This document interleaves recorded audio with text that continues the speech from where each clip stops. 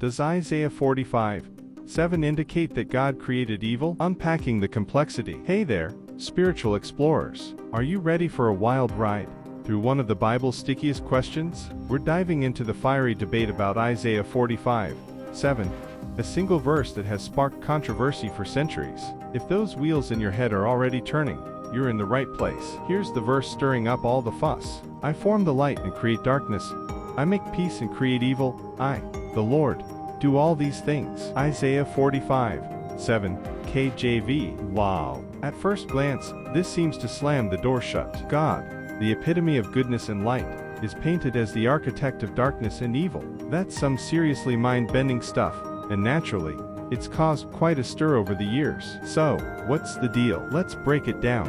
First, we need to rewind a bit for some context. Isaiah, the prophet behind these words, wasn't just some philosopher tossing around edgy ideas. He was a man caught in a world of political turmoil, as the mighty Babylonian Empire was breathing down Israel's neck. It was a time of fear and uncertainty, and his words are meant to challenge his audience. Now, let's zero in on the word, evil. The original Hebrew word here is ra, and it's got a much wider range of meanings than our English word, evil, usually carries. It could signify anything like calamity, think natural disasters, suffering, or misfortune. Moral evil.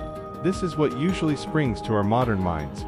Wickedness, sin, and intentionally harmful acts. This is where things get super interesting. You see, the ancient Hebrews didn't have a concept of a cosmic, devil-like figure as the root of all evil. Their understanding was that God, being the ultimate power, was behind everything, both the good and seemingly bad. But why would God bring calamity and suffering upon anyone? Let's imagine a parent and a misbehaving child. Does a good parent cause pain because they enjoy it? No. Sometimes, consequences and tough lessons are necessary for growth and to prevent future, greater harm. The ancient Israelites had a similar understanding of God's dealings with them. They believed calamity could be a tool for correction and redirection. Plus, there's the element of poetic contrast in Isaiah's writing. By pairing opposites light and darkness, peace and calamity, he's driving home a point about God's absolute sovereignty. God is the ultimate force behind it all, the Alpha and the Omega. So, does this mean God is wicked? Absolutely not.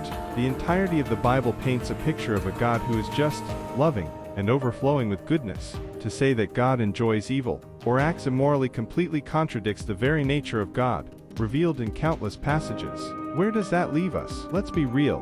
Wrestling with questions like this is a natural part of the spiritual journey. Here are a few perspectives that can shed light on this complex verse. Translation matters. Many modern translations lean towards calamity or disaster instead of evil, which fits better within the broader picture of God in the scriptures. Free will and consequences. While God doesn't directly cause moral evil, the Bible is clear that evil entered the picture through the free will and rebellion of humanity. God may allow the consequences of those choices to take their course, so there's learning in those consequences. God's plan and perspective, even in the darkest valleys.